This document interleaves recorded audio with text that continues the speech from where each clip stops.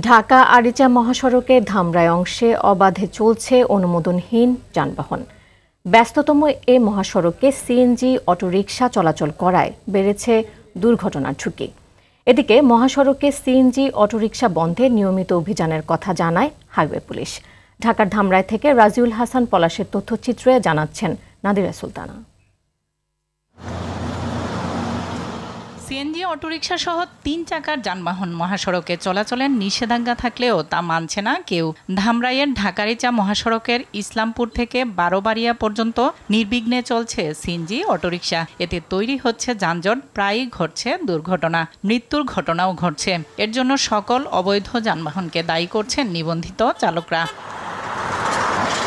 দেশের গুরুত্বপূর্ণ এই মহাসড়কে কিভাবে সিএনজি অটোরিকশা চলছে তা নিয়ে প্রশ্ন স্থানীয়দের। এজন্য আইন শৃঙ্খলা বাহিনীর গাফিলতিকে দুষছেন তারা। ওদের কারণে রোডে সমস্যা হয়, রোডে সব সময় জ্যামজট থাকে। ওরা যেখানে সেখানে ব্রেক করে যাত্রী উঠায় নামায়। রুট পারমিট নাই, এই পিছে কোনো সাইনবোর্ড নাই, যে যেভাবে পারতাছে উঠতাছে। এই অটোরিকশা পাল্লাপাল্লি করে চলে এই রুটে, বলার মতন না। আমাদের পথচারী বা যাত্রী যারা আছে তারা যদি সচেতন না হয়, তারা যদি এই গাড়িগুলোকে নিয়ে মহাসড়কে না ওঠে, তাহলে কিন্তু একটা নিয়ন্ত্রণ চলে আসবে। অন্যদিকে মহাসড়কে সিএনজি অটোরিকশার চলাচল বন্ধে নিয়মিত অভিযান পরিচালনার কথা জানায় হাইওয়ে পুলিশ। সকল ধরনের থ্রি হুইলার আপনারা জানেন মহাসড়কে নিষিদ্ধ।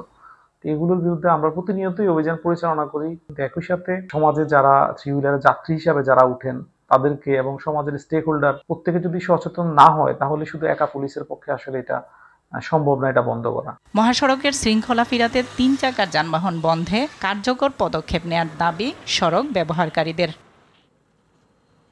নাদিরা সুলতানা, RTV।